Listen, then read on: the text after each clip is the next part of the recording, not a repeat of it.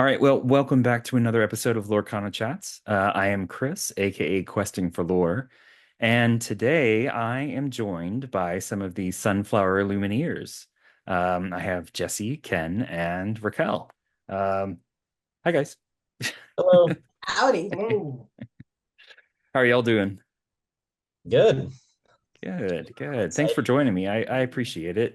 Being able to spend some time getting to know y'all and a little bit about the Sunflower Lumineers and some of the content that y'all create and everything. But if y'all wouldn't mind, just kind of go around and introduce yourself a little bit. Yeah, I am Bro Hamilton, Ken Lithgow. Been playing Lorcana since chapter one. Um, Nice. and just been having a great time. It's very fun. My whole family's involved in it. So it's yeah, it's been a blast. Jesse, how about you? Yeah, I'm Jesse, or Jester du jour, online. Yeah, similarly, been playing Lorcana since first chapter was released. It's been a great time, both playing that game and getting to meet people. Yeah, Nice, nice. yes. And Raquel? Oh, we might have lost her a little bit.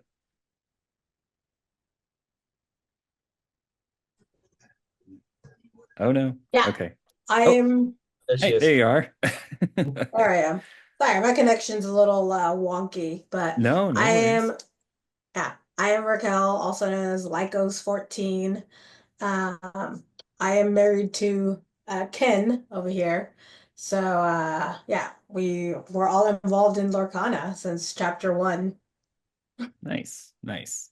And do your kids play too? Or I kind of forget. I've seen pictures of them on Twitter and everything, but Right. So our 8-year-old has recently picked up a strong liking to the game. And he has a pretty big fascination with opening packs and stuff. So he helps us, whenever new sets drop, he always helps us out, yep, and yep. but he does very much enjoy it. He actually surprised me last set. He picked up my Blurple deck and was, playing it very well actually for as complicated as it could have been. So we might have a Nice. little product in the making. Yeah, I know, right? Well, I mean, we've got some really great kids that are playing, just starting out now. And I mean, this is the time to start for them, right? Pretty early on in the game.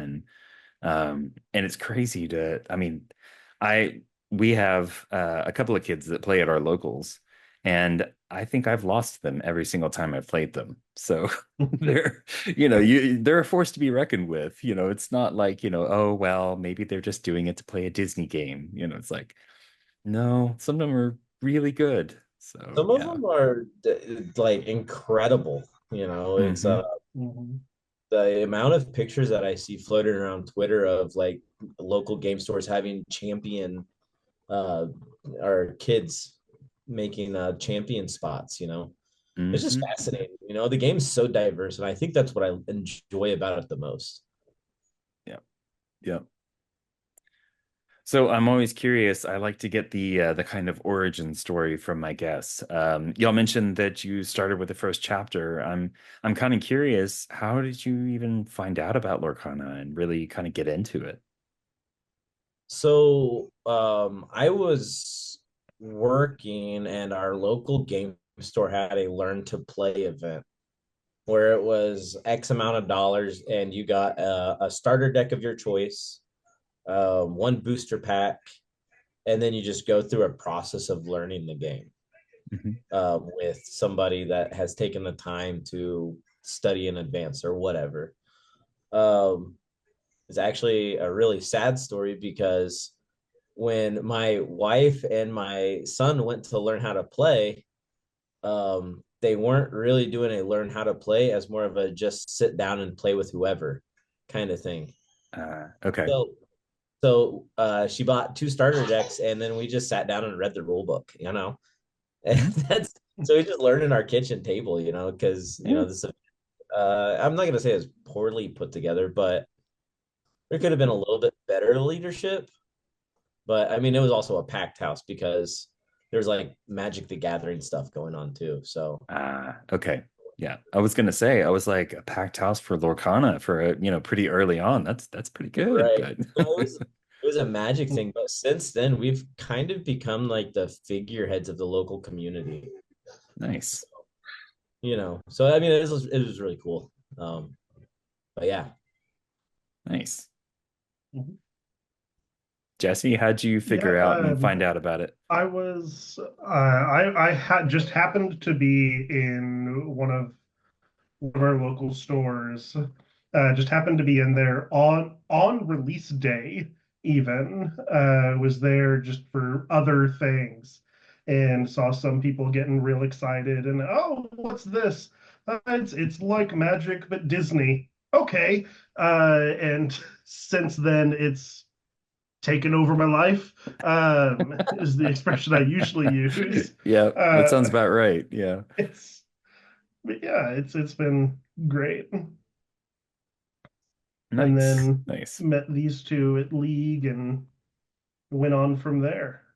Nice. And y'all are all from the Kansas area, right? Yes. Okay, cool. Cool. All right. Yeah, it's nice to have a great local community and and to meet new people. I'm sure Mhm.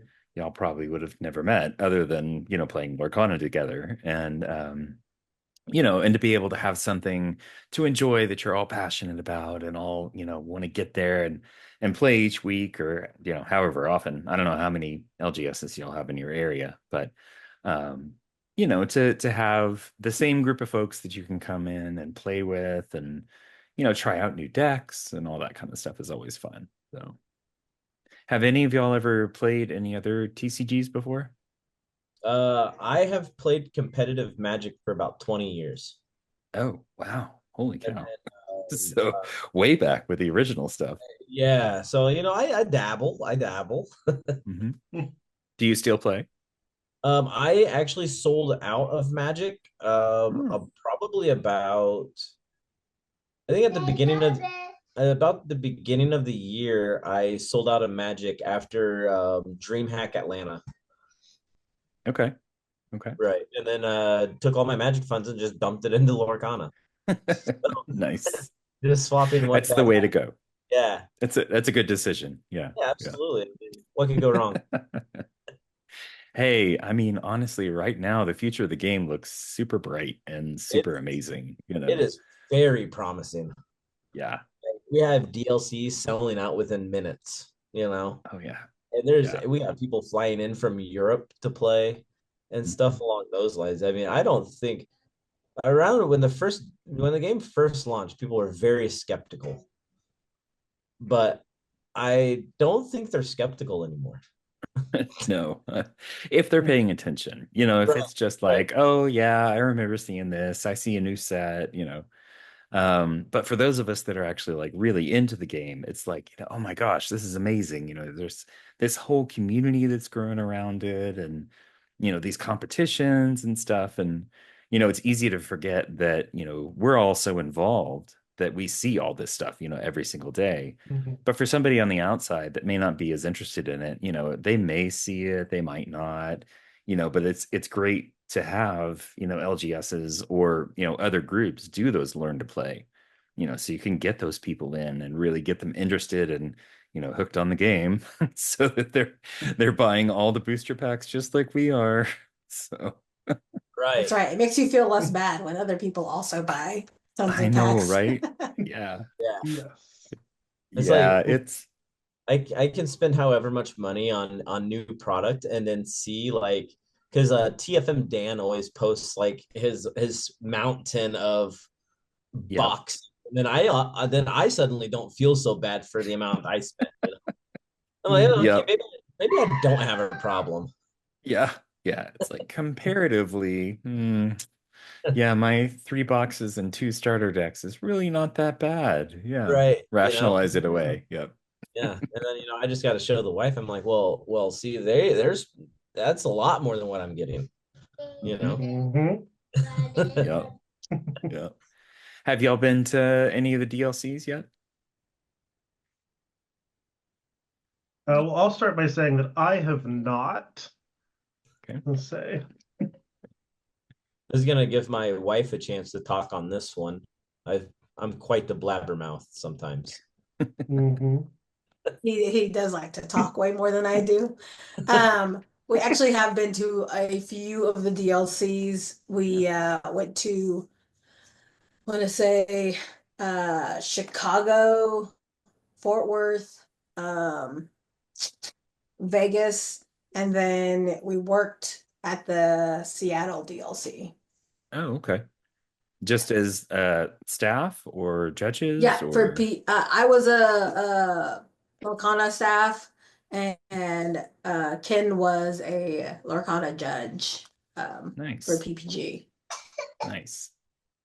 That's awesome. I have the utmost respect for the people that are, that are running the events, that are handling, trying to wrangle all these people at these events, and the people that are judging. I mean, to make those calls is just it. I started out, thinking, oh, well, maybe I could go into the judge, side of things and, because I'm not super competitive. But when you start getting into those nitty-gritty details and everything, and you start have to deal with upset people, and yeah, I don't know. So Ken, I have the utmost respect for you for you doing that, but It was and I actually, appreciate it. Yeah. yeah, it was actually a lot of fun. Yeah. And the it was most of the time it was just being crowd control, right? So like people are trying to find their table number or people are trying to find an event location. So it's I would say 85% of the time it was just directing people on where their tables were. So I mean like Okay. that wasn't too bad. And then if somebody got like if things got super upset, all I had to do was just, call for my lead or whatever, because we have the floor Right. judges and we have the lead judges and then the head judge. So so if anything got like escalated to a certain point, I would just call for a lead and then they would take it over and I would go about go about other things or Yeah. whatever. I mean, Yeah. it It's wasn't, nice to have that yeah, support right. I system. mean, Yeah. it was a very good support system and it's pretty well laid out, I think. Nice. Nice. Yeah, I think by Seattle they kind of figured things out, it seems like. I went to Atlanta and it was a little shaky. It was kind of, you know, Yeah, the crowd control needed a little bit of assistance. But and melee going down, in the middle of the day on the first day did not help things any. So yeah, that was not great. But like I said, they moved on, they improved, and from what I understand, the Seattle event was awesome. I was intending to make it, but due to other conflicts, I didn't end up getting to go, which made me sad. But there's right. always more, right? Like we said, Oh, onward and absolutely. upward for the game. Mhm. So nice. So Sunflower Illumineers. So you guys, like we mentioned, are all in the same area, right? Correct. Okay, cool. And y'all met at the LGS, right? Well, I mean, obviously not Kenneth and Raquel, but Yeah. It's, yeah, we met at I think it was a first chapter win a box tournament where we actually all met. Well, where we met Jesse for the first time. I Mhm. do believe. And that was also when first chapter was very scarce or very hard to find. Mhm. So it really made Yeah. things interesting. Yeah, it was interesting to hear about the early days. I talked to a lot of people that were, kind of the OG folks that like even started creating content before there was really a game. Like they Right. had no idea how to Mhm. actually play the game. It was just like, Right. well, we heard about this and we think that this is going to be, part of it. And yeah, I don't know how those people talked for, 30 minutes to an hour about that kind of stuff without, Right. having an actual game to talk about. But Right. but yeah, that's cool. So is it the Sunflower Lumineers, is it just y'all or are there other people that are kind of involved in it? We have three other people on the team. Nice. I'll let Raquel talk about that a little bit. Yeah, so there's three other competitive team members. We do have other team members as well. Uh, we have our son that is also part of the team, but he's not a competitive member that we per se say. But we have three members that we all kind of play test with each other and have all met up at league. And I mean, the end goal is to hopefully play test with each other and build a team that does really well competitively at not only locally, but regionally at the DLCs and hopefully one day continentals and worlds. So, I mean, Nice. it just takes a lot of practice. Yeah. Oh yeah, definitely. So do y'all just play at like the LGS or do y'all play webcam games? Or I mean, obviously, Ken and Raquel, you kind of have built-in partners, but I don't know, Jesse, do you play online or anything? Or how do y'all do that? I at least don't really play much online. Back when back when Pixelborn, the original version of it, I tried playing that a little bit, but even that, I trying to think of the right way of wording it, wasn't good enough for me. Like, you Right. know, it's not the same if you're not sitting down across from a body playing. Fortunately, my wife will play sometimes with me at home. But aside from that, at least for me, it's all local game store league stuff. Okay. And do y'all ever meet up outside of the usual LGS times, or is it just pretty much, those usual times? Right now we've only been meeting up at the local game stores because we have 4 stores in town that do league on different Oh, nights. nice. So I mean, like most of the time we can text each other and be like, "Hey, we're going or we're not going," and Hmm. that'll kind of determine the outcome of who else shows up and whatnot. So we meet up at different stores, but we always meet up at a store. I think most of us Mhm. are pretty big on supporting the local game stores, Hmm. um, just because each of them provide set champs and a different place to play. So we try to keep their lights on as much as possible. Yeah, yeah, definitely. Yeah. Do you want to give a quick shout out to the ones that you play at? Sure. Shout out to One Drop Game Shop. That's where I judge their local events, and we have a pretty good turnout there most days. Also Pink Elephant, Rated E, and Wizards Asylum. So yeah, those are our That's four great. Great. shops in town that we all play at. Nice. Nice. So I'm always curious. So why start up like a team versus just kind of y'all playing, as individuals? So I wanted to start a team to base more around like more solidifying a good playtest group. Mhm. Um, and I feel like once you can get a good team together, it becomes more of like good friendships. It's like you can invite them over, you can barbecue. Like we've had one barbecue at or whatever, and it doesn't being a part of the team doesn't necessarily mean that we're always doing Lorcana stuff. Yeah. Um, but it is more of a more solid friendship than just, locals or whatever. Right. Yeah. Just No, people, that's yeah, just people that you can just hang out with on an every or on a day-to-day basis or whatever. yeah. Oh yeah. And there's something to be said for, spending time not playing Lorcana.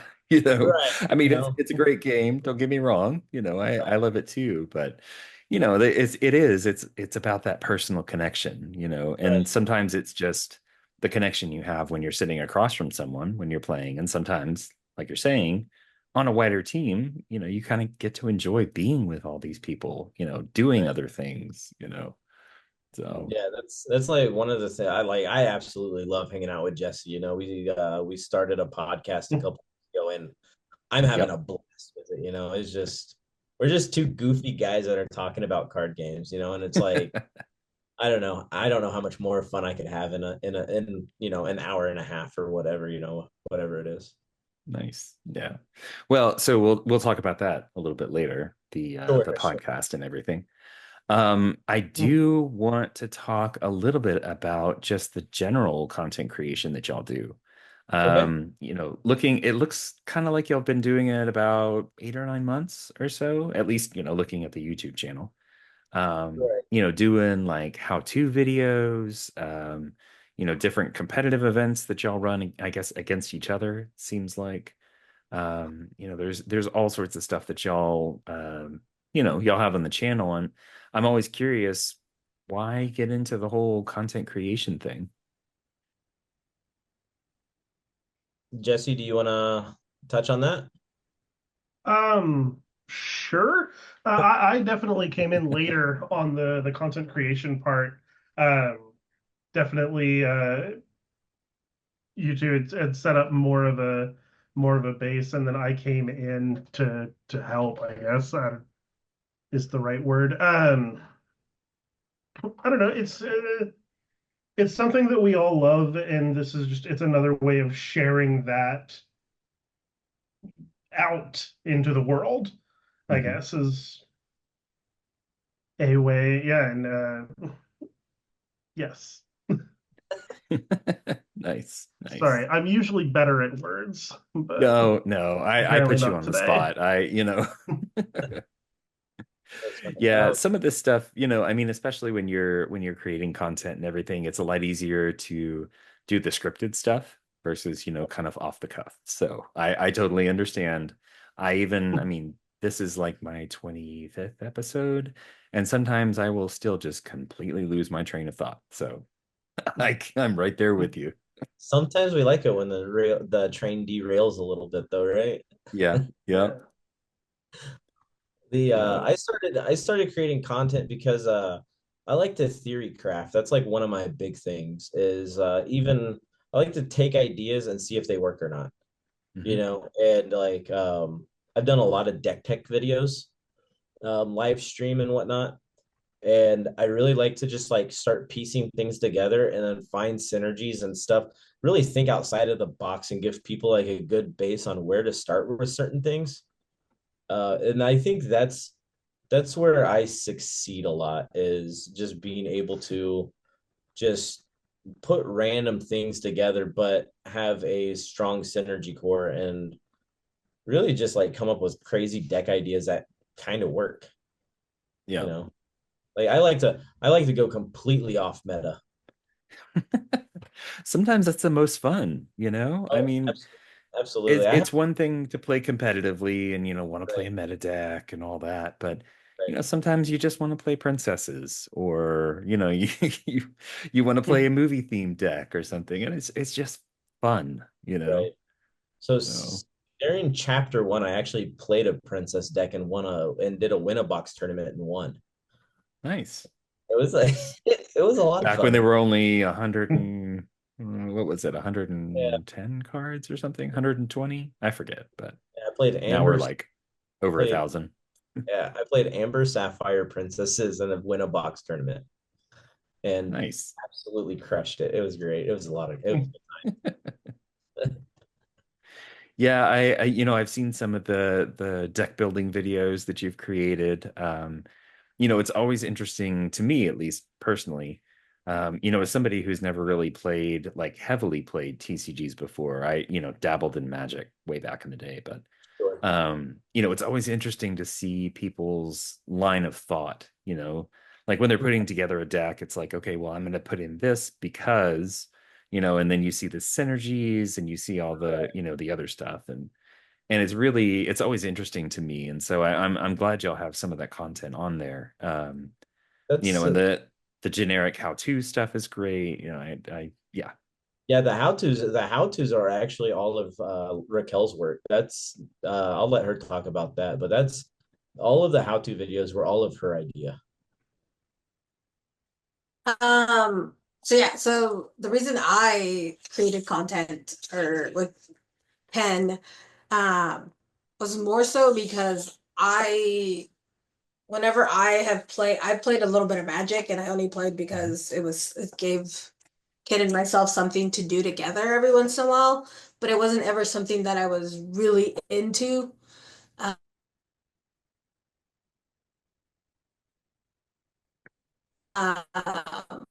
because I also felt like there was so much history that I didn't understand. Um, to the people coming new to Lorcana.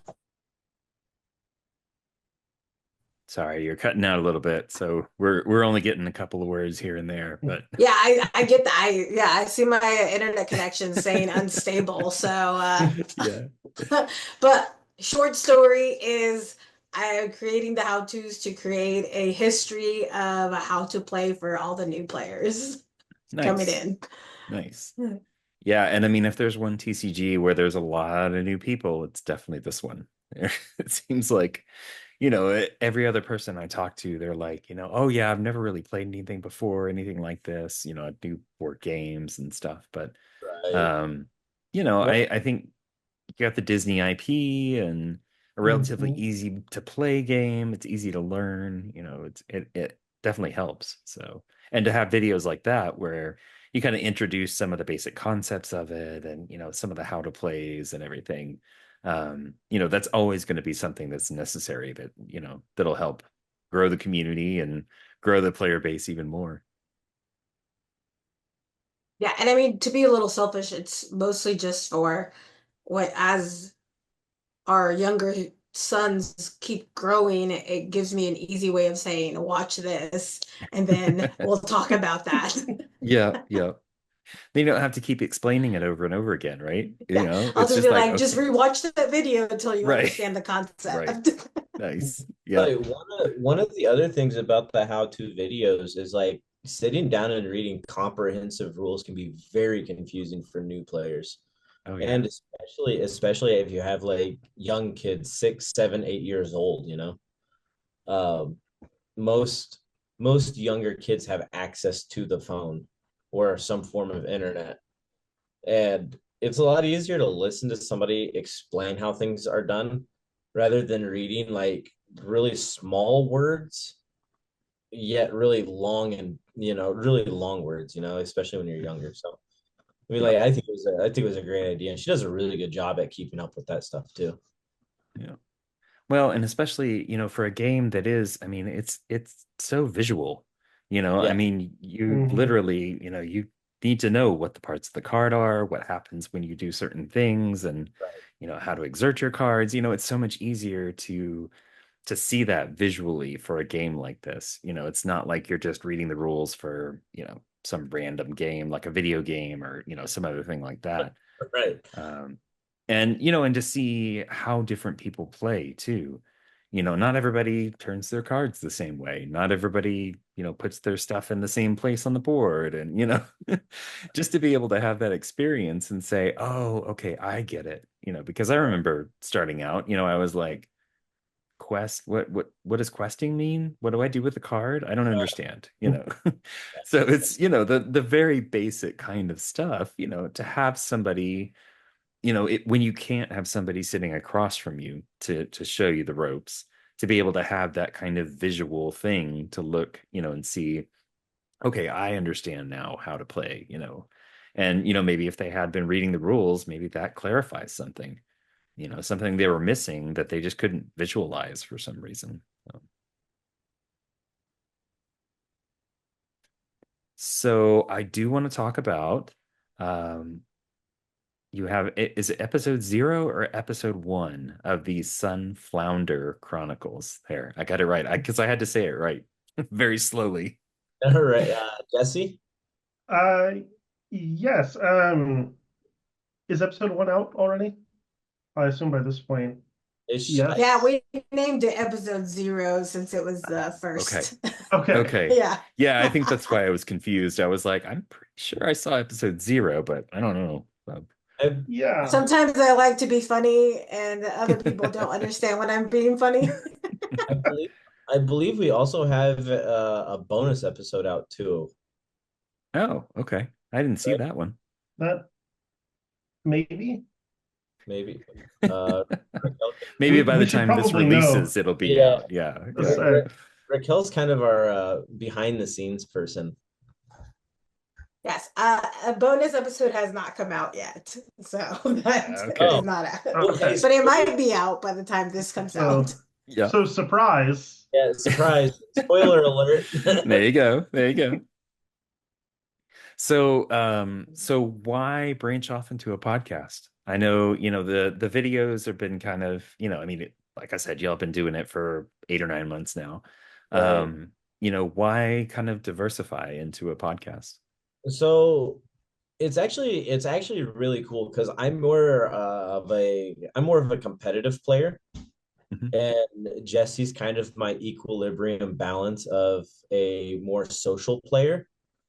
So we have the whole social aspect and competitive aspect of the game in one episode.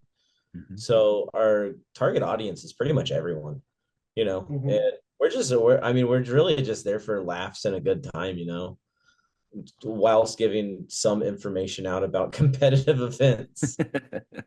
Nice. Nice. We'll say some information, hopefully helpful to people. You know, but exactly, it gave us an opportunity to just to talk about it more than just because the live streams are mostly more deck Ken doing the deck building and playing games, and then the how-to videos are amazing, and then this just kind of lets us sort of a vamp essentially, just kind of go wherever we want to with it, Hmm. while talking about the game. And there's like one thing that I've heard in the past is like to become a better player, you need to play. But if you don't have the opportunity to play, then listening is also a good route to go. So if you have more people talking about the game and talking about what's working in their playtesting, it overall, I like to say, or I would like to say that it overall helps everyone playing determine what might suit their play style best. And the more content that people have to listen to and experience with, um, I would think would help as a whole to the community. Yeah, definitely. And there's so much room for so many different kinds of content out there. We have all the folks that are like the highly competitive side of things that create that stuff. And then, stuff like y'all's where it's that balance, you kind of get the different perspective because, a lot of times there's a lot of people that just don't want to play competitive, and that's great, Right. but they need to be represented too, Oh, not just the highly competitive folks. right. And like you're saying, I mean, to be able to have some place where they can get kind of a little bit of both, maybe sometimes, it's Ken talking a little bit more about competitive and Jesse talking, less about casual, and then the next episode be flipped, so Right. there's all sorts of opportunities there. It's really cool to see multiple perspectives. I know there's a couple other podcasts and stuff in the community that are, it's like just beginners or just competitive or, and nothing knocking Mhm. those, obviously they're great podcasts and great video shows and everything. Um, but like I said, there's lots of room for all sorts of stuff, and now y'all have kind of diversified a little bit. You've got the podcast and that's still video, right? But you release it as an audio only too. We release it on Yeah, YouTube. so Yeah, go ahead, babe. yeah, so we're trying to diversify and then kind of figure out our what we enjoy the most. Mhm. But yeah, we're doing it as a video, but also can just be heard as audio. And then on Spotify, uh, I believe it released it as a video. Audio, I'm not quite sure to be completely honest because I'm completely new to the whole editing and uploading, so it's been a transition on how to even do any of that stuff. So all of this is self-taught Yeah. and trying to, Yeah. on how to, what's the easiest way, what's the best way of giving quality content that you can listen to and see. Yeah. Well, and it's interesting how many of the people I talk to that's the case, right? They haven't done any content creation before. They might have done a podcast or something like that. But yeah, I mean they're just having to start from scratch and start, Mhm. learning video editing techniques and audio and and how to splice things and and remove excess noise and yeah, there's all sorts of stuff to learn. So I trust me, I'm right there with you. I did a little bit before this, but not a ton. So there's definitely a learning curve to all this stuff. So Yeah, I've listened to many YouTubes to be like, okay, so how do I use OBS again? Like, what is yeah, this? yeah, So yes, it's definitely a learning experience, but I feel like it's something that also brings us all together because I can be like, all right, guys, like this is the product. Like either you guys help me edit it or we're gonna just figure this out together. So yeah, another yeah. bonding experience, I guess. Yeah, yeah, there you go. So I'm curious, now that you've done kind of video content and audio content and everything, um, if there was a content creator or somebody that wanted to get started doing content creation, what would kind of be your first piece of advice? Be yourself. Like, It's a good one. uh, I think that like one of the things that attracts people to a lot of or to podcasts or Twitch streaming or anything along those lines, I think the biggest part is like just be yourself and have a good time, you know?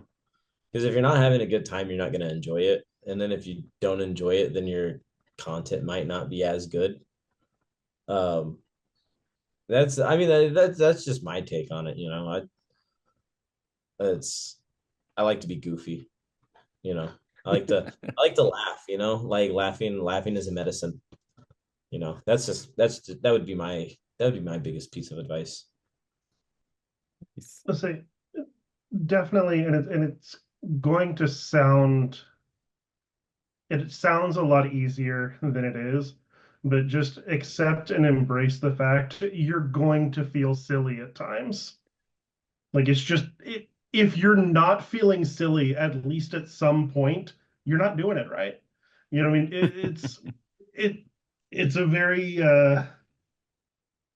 different thing, either recording yourself like this or live streaming, anything like that, putting yourself out there like that, it will feel odd, Mhm. but just power through. Yeah. Yeah, it's definitely, there's some people that are extroverts and they can hop in front of the camera and, talk forever and see, there you go. For the audio only listeners, Ken was pointing to himself.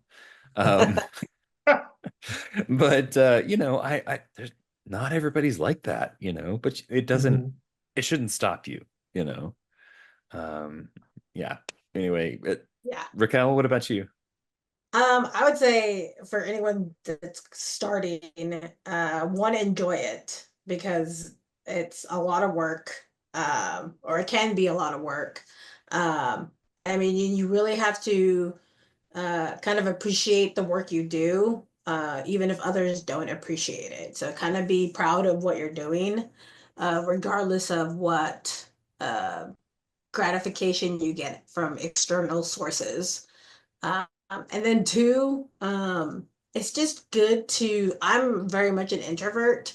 So, uh, kind of putting myself out there and kind of just doing the videos every once in a while is a big thing for me because I'm like, okay, I'll just be on mute. I'll do the editing, I'll do the outlines, but leave me off the camera type of thing. Right. Uh, but sometimes just putting myself out there kind of gets me out of my shell, and I enjoy it as well. Even though Nice. I hate it at the time. It's a But you've love-hate gotten used to it, right? You're old relationship. hat at this stuff now. I've gotten some. I really like the way The that you biggest put thing is that. I want Oh, go ahead. what I was gonna say is like I really just the reason I do it is because I want to make sure that people know that there's all sorts of Disney Lorcana players and not just one specific uh type. So, Hmm. having that diversity is good. And if you don't see it, then, be it.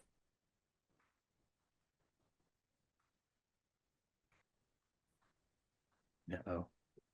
Yeah. It's always tough. Computers are the worst. Yeah.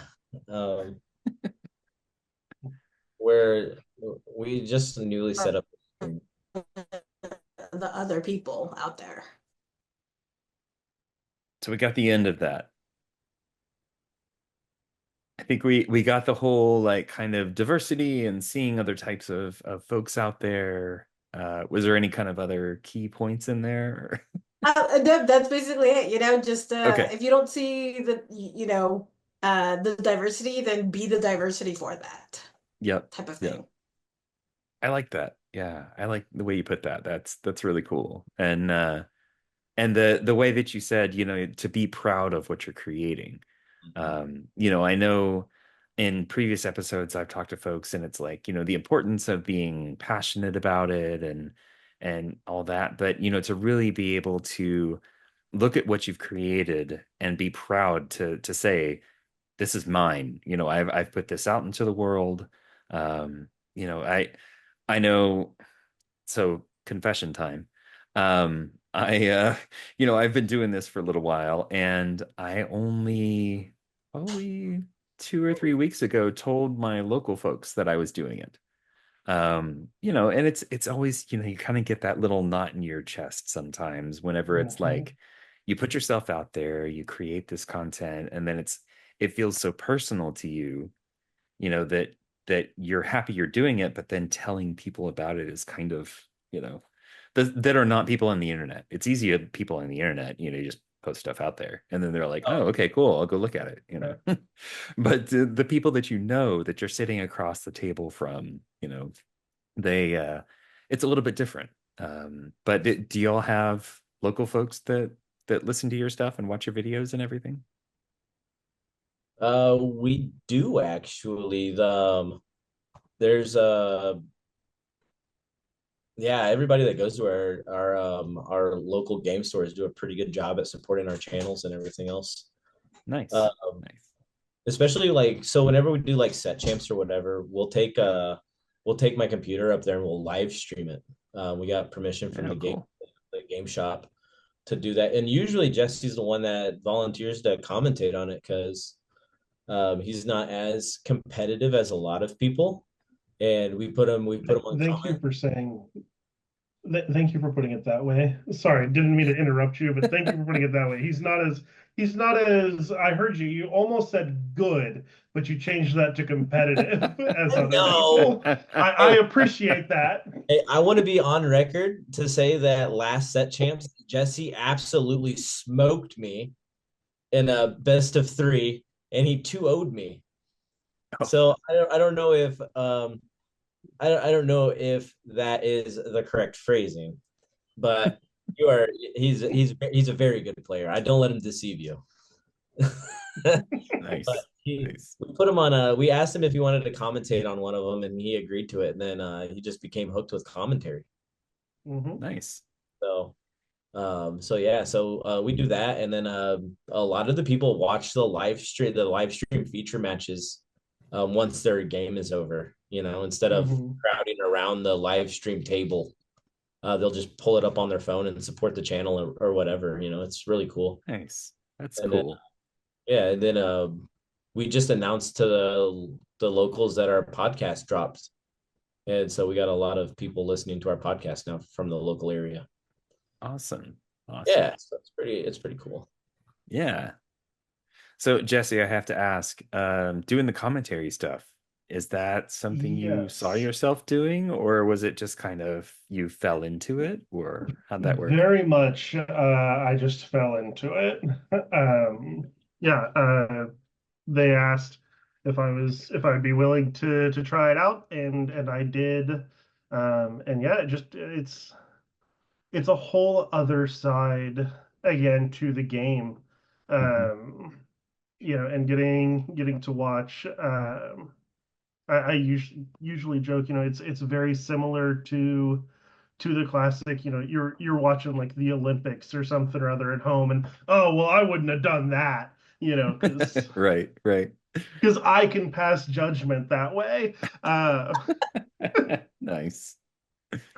But no, yeah, it's been a real interesting experience getting to do that commentary, and watching those.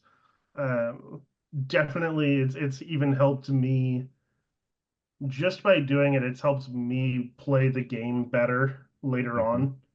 Um, Even actually like watching other people play and like trying to verbalize, trying to ration out, why this, why that sort of thing. Yeah. Um, yeah, it's been great.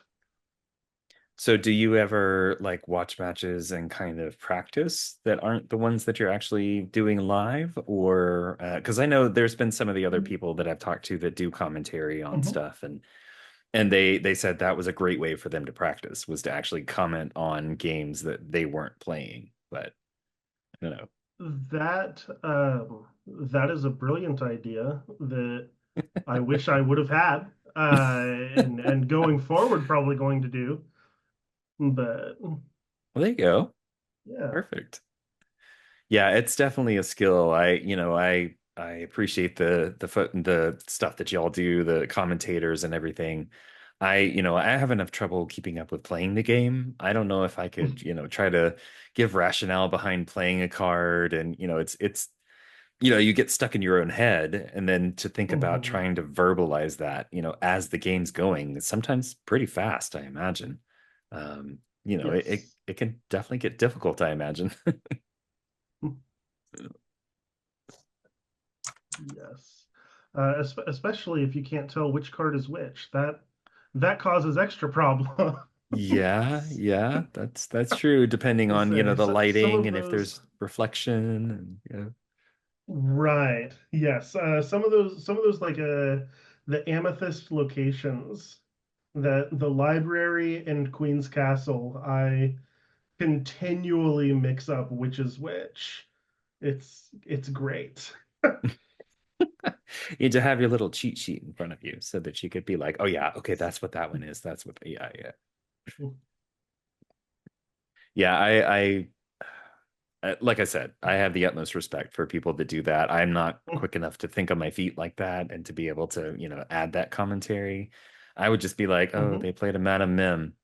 The willpower is 3, and yeah, it'd be like super bland. So yeah, you don't want to hear me doing commentary, but yes, that's awesome. Uh, I so I'm curious, would you ever think about, doing anything more than just locals, like trying to do, bigger competitions or anything? Um, sure, in the future, if the opportunity came, yes. Yeah, Nice. yes, with an asterisk. Let's say. All right, well, cool, cool. Yeah. So we are to shift gears, Hmm. abruptly, which doesn't, it's not great, but here we are. So I do want to talk a little bit about Azurite Sea. So we are just on the tail end of, the release. So, we got it in the LGSs and stuff Friday. Um, Hmm. so I'm always, oh, well, we lost him.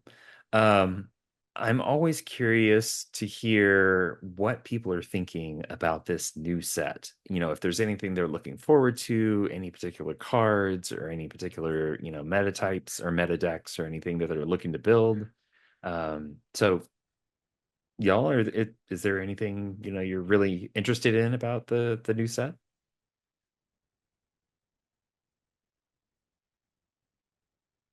Raquel, you wanna Go ahead, yeah. Raquel. Yeah. Yeah.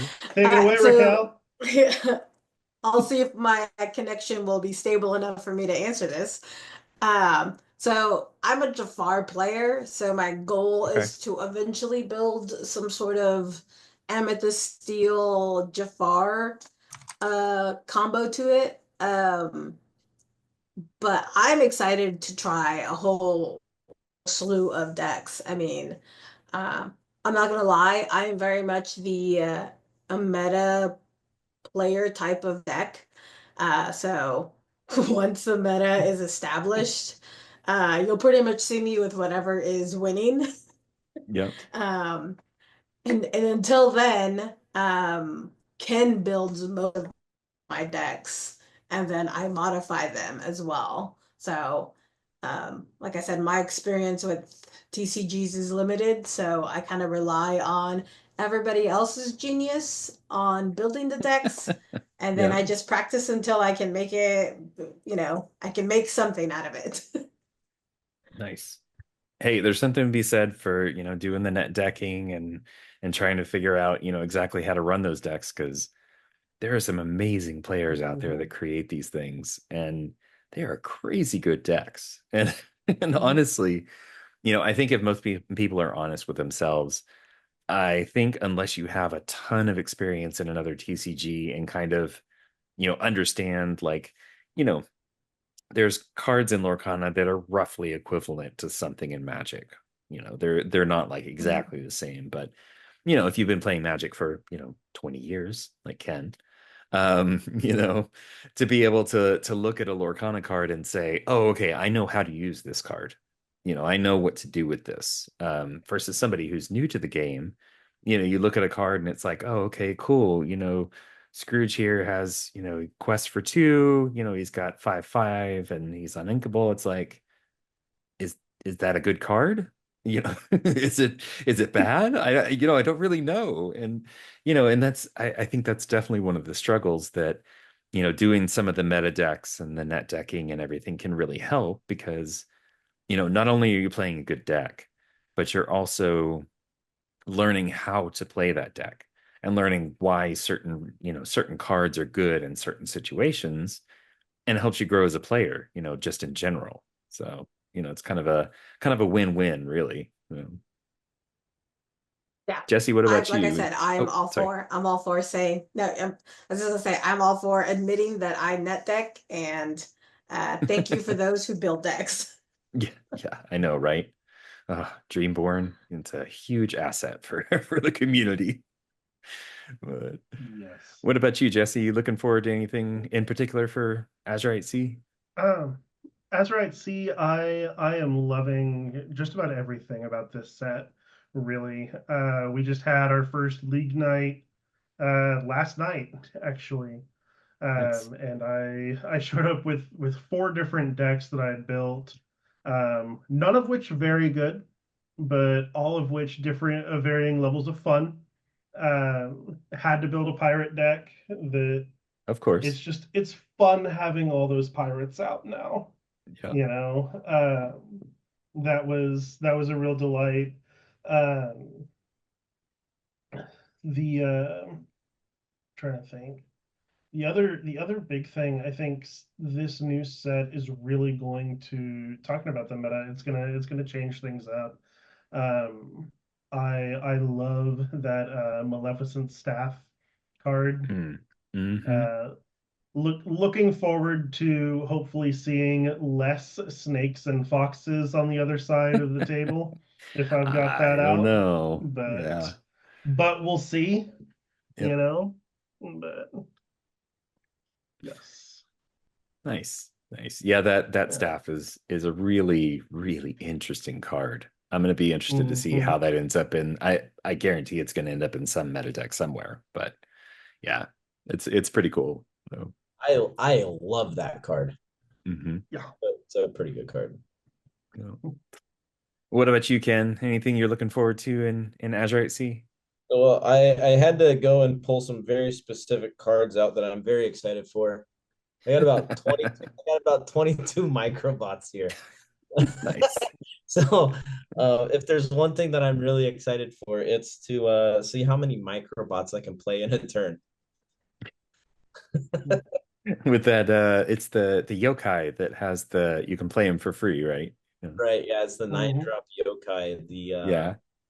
whenever or you can play microbots for free is essentially the only part of that card that really matters, right? Because Yeah. it's not Yeah, exactly. The anything rest of else. it's kind of but And then so you have the microbots, the yokai, uh the Ariel from set one, the treasure collector. When you play Mm-hmm. an item, you can ready the character so she can request. And then Medal of Heroes or whatever. So you can give her +2 lore, quest for 3, play a microbot, untap, quest for 3. And the goal is to just cycle through your deck. That could be interesting. I mean, that's what we're cooking. That's we got it. Yeah, you definitely got them all. Did you pull all those, or did you kind of uh, like swap for them, or I think I pulled 14 of them, holy and then cow? I traded for the other 7. Yeah, The pull rate on them is actually incredibly low. Doing yeah, an yeah. I think within 8 boxes, I think we only got like 11 or 12 of them, which is which I mean, like if you're trying to get 357 microbots for a deck, it's gonna take A deck, this thick, yeah, right. trying to shuffle that thing. Yeah. Yeah. Mhm. It's actually yeah, it's actually really fun. I'm just excited to have a lot of fun. Hmm. I played a lot of my new blue purple list yesterday at League, and it performs exceptionally well. So Okay. the 4 drop Unusual Genie is a problem. Yeah. Yeah, Very that's an interesting one. Yeah. yes, I absolutely love that card. It's probably that and Tadashi. The 3 drop Uninkable Tadashi Ah, that okay. I is was gonna as say which one. Yep. that one is extremely good as well. And I think that was like the bit of edge that blue purple needed to actually see play in competitive meta. So you got the Nice. early aggression and everything else. It felt pretty good when I was playing it last night. Nice. The Baymax, the 5 drop Baymax, I'm excited for that one too. Oh yeah, yeah, that'll be an interesting one to see too. I don't know if I it's gonna make it into any like meta decks or anything, but still kind of a fun card. oh absolutely. It's I don't know. I think that with all the different mechanics and everything that's came out in this set, I think it really opened the floodgates up on the meta. Hmm. Um, Yeah. it's really cool to see all of the different things that people are brewing and everything else. I don't think that there's not a card in the set that I don't like. Whatever, I Yeah. like I genuinely like all of the cards that have been printed this set. I haven't seen one that has like stood out as like awful. I don't know if that Mhm. makes Yeah, it's everything. definitely interesting to see how diverse it is too. It's Right. not, I mean, they kind of leaned in on some things like, the pirates and stuff and some Totally. of the got a lot of more discard and stuff in this set. But um overall, I mean, they reinforced a lot of things. It seems like, I hear people all the time saying, "Oh, well, now this kind of deck is possible because of, in this set, Mhm. Yeah. these 2 cards or 3 cards were introduced, and it just makes it complete." Um, and it's interesting to think about, how they planned some of this stuff out. You have to wonder, oh, well, were they holding those back from previous sets so that, when you hit this set, everything suddenly just kind of magically, there's cohesion, among things. But Ta-da. Yeah, I know, right? Well, and they're working, what is it, like 10 sets ahead from what's being released or something? I can't imagine, you know. So Right. Yeah. I think they said that whenever they released set one, I think they said that they had up to set 10 planned. it's crazy. So yeah. Can you imagine that? No. Yeah, I mean, right. especially as somebody new to TCGs, I'm like, it blows my mind to think, when you actually sit down and look at the game and think Mhm. about all the balance and the mechanics and, not to mention adding new mechanics, as they go along, Mhm. to make sure that you don't have, a let's see, a certain squirrel problem, pop up too much. What do you mean? Or That one wasn't the problem, was it? well, he was part of the problem. I think, a certain Wait, you don't bird like was, squirrels? I, Like, well, I like this version of the squirrel, the eroded version. The other oh, that version was Mhm. not so great. Yeah. Yeah. right. Yeah. That was like No, that was one of the big controversies around Bucky, right? Is like players are players don't like playing a card game with no cards in their hand, right? right. Yep. That was I think that was the biggest complaint that Yeah. I've seen. Yeah. I don't think it had anything to do with much else than that, other than like it just made it unfun, Yeah. you know. Yeah. Well, and now the whole controversy around a certain green bird, that Green, shall remain or nameless for reasons that are green, personal you're grudge. trying Anyway, to trying to think. I know you're confused, Ken. They're talking about that hey hey. Oh, the, hey, hey, Yeah. Yeah, the the one that yes. hey hey that lets you Yeah. catch up on ink. yeah, that's Yes. a real Yeah. stinker. Yeah, that's the one. Totally. That Yes. Yes. crazy That card. chicken. Hmm. Easy chicken. I love that we have hey hey in all the colors now. That's Yes. that's so great. So Yes. So this is actually really funny. We had a, movie theme tournament that we hosted not last weekend, but the weekend before.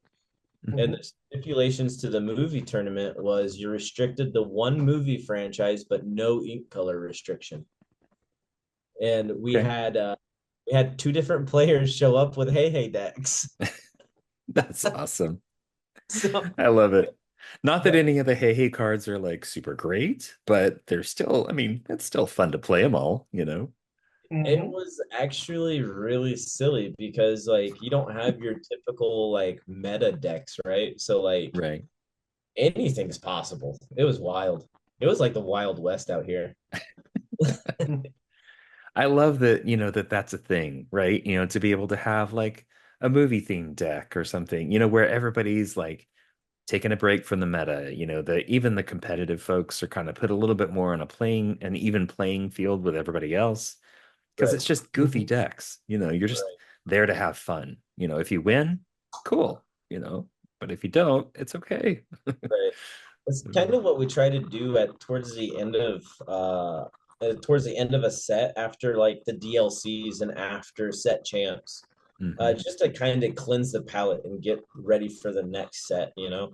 We'll do something fun. We did a 2v2 tournament. We've done the movie theme tournament, and I think the next one we're gonna do is a 60 card deck with no ink colors. So Huh. you Okay. build whatever you want, you know, and it's That like seems a little crazy. it's one of those things you probably it's like at times you'll probably laugh and times you'll probably cry, but at the end of the Yeah. it's it's gonna be a roller coaster of emotions. It's gonna be great. Yes. Yes. Yeah. Yeah, I was listening to well, not the latest one, but Smorkana episode, and they were talking about the same kind of thing where it's like, if you had these two cards or these three cards together, but they were all three different inks, if you Right. had them all together, it would just be absolutely insane. I'm So sure. I'm sure I'm there's sure that plenty of that out there. It's like, oh my absolutely gosh, just gonna destroy, destroy people with certain it's cards. But yeah, yeah. that'll be interesting. Yeah. It's gonna be it would be interesting to see Be Prepared, Whole New World, and Fishbone Quill all in the same deck, right? Oh my gosh. That would be insane. Like I don't know. I'm not saying that I'm gonna do it. Uh-huh. There you go. You guys got a little preview there, you know. Hmm. You know what's coming. But it's just, just doing fun stuff like that, you know. Yeah. Yeah. So I'm always interested, kind of looking forward. We're talking about the set that just came out. And Ken, this might be a question for you, specifically with your background in magic and everything. Sure. I'm always interested to hear what people think would be something good to add to the game, in the next set, either like a mechanic or, any kind of particular cards that you're looking, like a movie that you think is missing that you would like to see in there. Just something for the future of the game or even the Okay. community, if you Sure. if you think that there needs to be something improved there as well. So, me and Jesse have talked a little bit, on this. As far as movies go, we are both in agreement that we would really like to see aristocrats. Nice. Uh, Hmm. I really want a Thomas O'Malley. Everybody wants to be a cat. You know what I mean? Yep. As far as cards go, um, I would really like to see a mechanic that involves more of the discard, like discard recursion.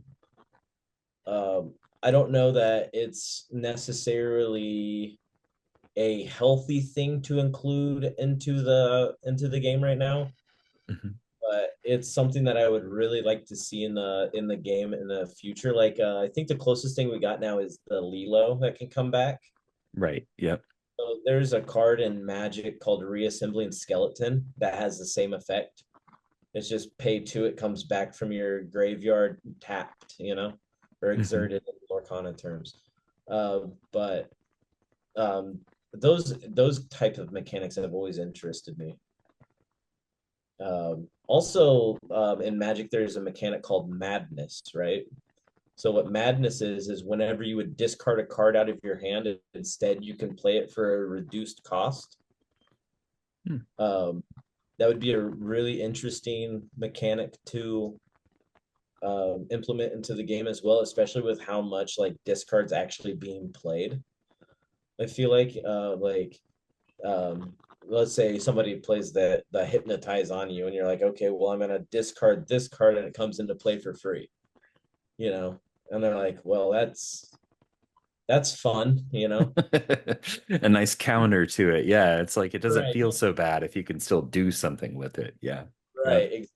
It does, yeah, it doesn't, it's still, you're still playing the game instead of, your opponent gets you down to zero cards in hand, and now you can't play the game for the rest of the game. It's like Hmm. at that point, like Brunos are, or Long Came Brunos are removal. Your welcomes, you draw two cards, but you just discard in the same turn anyway, and that sort of thing.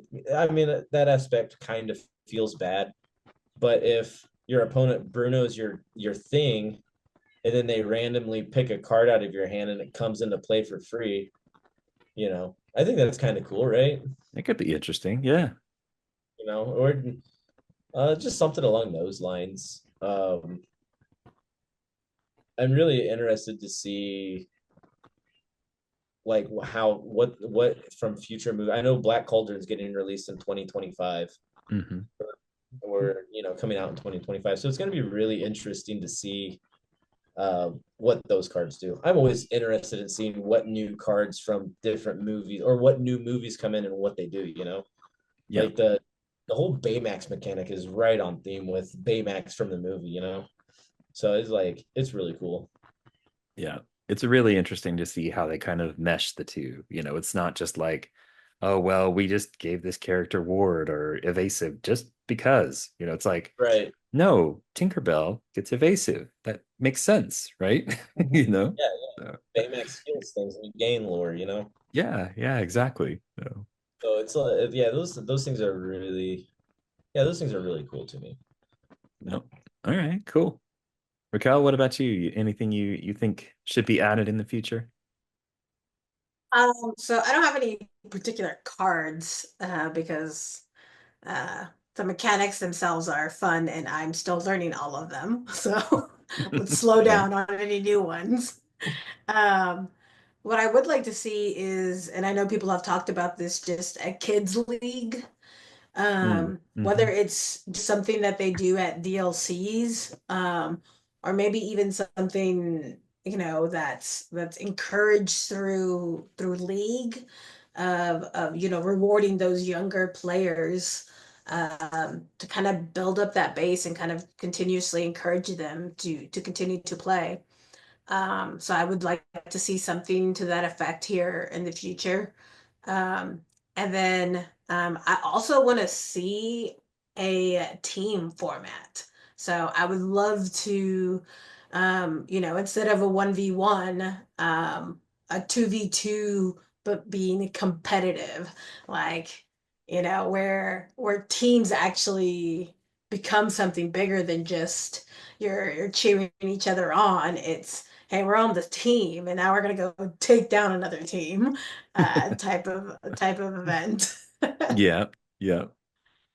I could see that. That could be fun, As the game progresses, it wouldn't surprise me. I mean, they've already added, like Pack Rush and we have multiplayer already and there's lots of different game modes besides the 1v1 and it wouldn't surprise me, honestly, if they, expand it like that.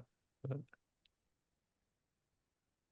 Jesse, what about you? Anything you wanna see in the future of the game? Um, uh, I definitely don't have a great answer about like, especially for the community, like Raquel just said.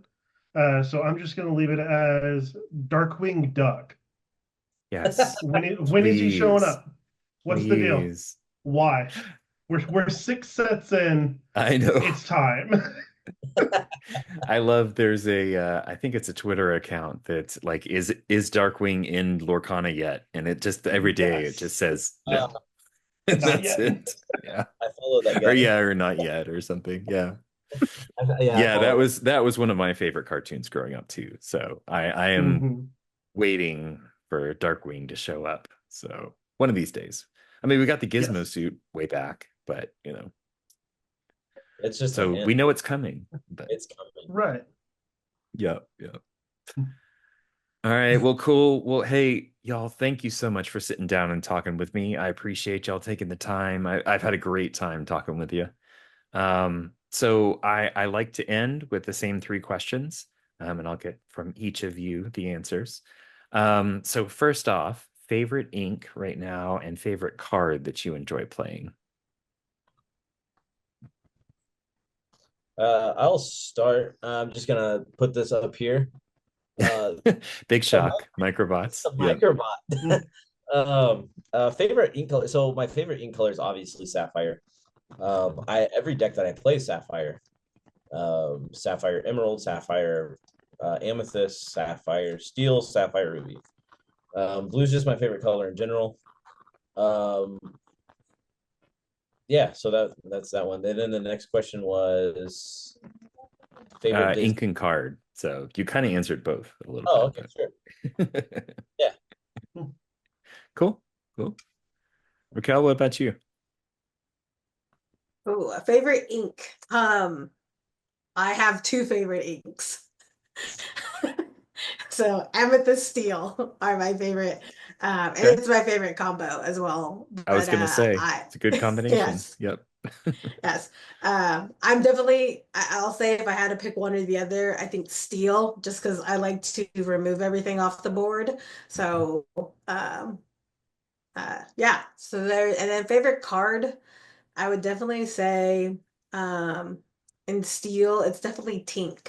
I love this, The big tink. the big Tink, Yep. Yep. shoot one for, everything for one, and then, if I banish your character, I also get to deal two more damage. Mhm. Goes in theme with my removing everything off the board type of thing. Yep. Yep. She is good at that. Yep. Nice. All right, Jesse, what about you? Favorite ink Uh, and my card? my favorite ink in general is definitely Emerald. Um, it's great. Emerald is it's the ultimate. What are you gonna do about it? Color. Come It's on. it's Come on. wonderful. Yeah. That being said, my actual favorite specific card is not an emerald. It's the 6-drop hit Cloud Kicker. Okay. That's Sapphire. Uh, that it costs 6, but you can shift him out for 3. He quests for 3 lore, and he has ward. It's great.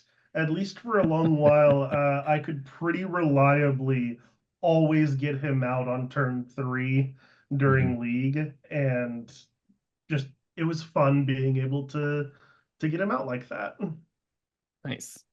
Nice. I have war stories of that card. Hmm. Yeah, I could understand. I mean, it's if it's consistently played, yeah, I get you. Yeah. Yeah. All right, next question. Favorite Disney movie and why? My favorite Disney movie is it's weird. Okay, so my favorite movie is Aladdin. I just like Robin Williams was one of my favorite comedians growing up, and him playing the genie is amazing, right? Mhm. Um, Beauty and the Beast has my favorite soundtrack, and then my favorite character of all time is Flynn Rider. So I mean, like, I guess it's like if you could take those three movies and just kind of smash them together and make one mega movie, it'd be great. That would be an interesting movie. I'm not sure how that would turn out, but Flynn's trying to steal the lamp, Belle's yeah, or something. I don't know. okay. You could go the Belle accomplished mystic route, right? You know, kind of Yeah, modify it a little bit so she's chasing him down and yeah, yeah. absolutely. There you go. I like where your head's at. Nice. All right. Jesse, what about you? Favorite Disney movie? Without a doubt, it's The Great Mouse Detective. It's Nice. it's the movie I watched the most growing up. It was as a growing up, Basil of Baker Street is how I then learned about Sherlock Holmes. Like didn't have the context of knowing that to watch Great Mouse Detective, but then Hmm. like, oh, he's cool. But yeah, no, everything about that movie is incredible, in my opinion. It's got some of the best, like, just like scratchiest animation. Just they're real loose with some of the animating in that, and it just looks so different from everything else. It's great. Nice. Yeah. It's awesome. And Raquel, what about you? Yes. So my favorite movie is The Lion King. And it's one of the first movies I actually remember growing up and watching repeatedly. Um, Wear out the tape, and rewind, Yeah, play. yeah, back when VHS was a thing and you couldn't Right, just right. Mhm. hit Yeah. play again. So yeah, Hakuna Matata, singing that over and over again, best phrase in the world. So yeah, I mean, how can you hate, a kid that has to struggle through life to become king? Yep. Yep. They definitely did. I'll give them that. Yeah, it's funny how, so many people, name that as their favorite movie.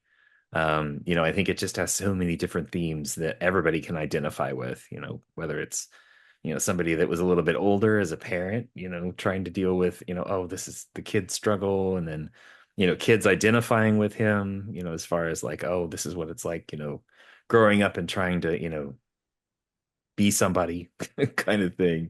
There's just so many different things about that movie. It's great. Yeah. So, all right, and last thing, where can people find y'all? I know you're kind of all over the place, so Oh, where's the best places? so we all have just recently moved to Blue Sky as well. So Blue Sky at Brohamington, um, X or Twitter, whatever you want to call it, at Brohamington, and then I'm also on Twitch, uh, Brohamington. Nice. I technically have accounts elsewhere, but really the only place that I'm even remotely active is Blue Sky. And again, Jester du jour, that's where you can find me. Nice. So for me, I don't, like I said, introvert. So I don't have any Lycos 14 accounts. I just handle all the team accounts. So the at Sun Illumineers on X and on Blue Sky, the YouTube for Sunflower Illumineers. And then we have the link tree where all of the different facets of the team are located. So yeah, I just kind of do the team thing. I don't have one individualized for me. That's good. I'm sure it's appreciated to, keep running the team accounts and everything. There's a lot of work involved in that. I can tell you, So, well, cool. Well, thank you. Thank you all. I really appreciate it. And yeah, and I'll see you around the community. Absolutely. Thank you for having us. Yeah. Yes, thank you for the opportunity to talk with you, man. It's been great. Thanks for joining us on today's episode. If you liked what you heard, make sure to subscribe and rate or like us on your platform of choice. If you'd like to reach out to the show, you can email us at LorcanaChats@gmail.com. You can also find us on Twitter or X at LorcanaChats, the podcast at podcast.lorcanachats.com, or just lorcanachats.com. We love feedback on the show, and let us know if there's anyone you'd like to hear from in the Lorcana community. See you next time.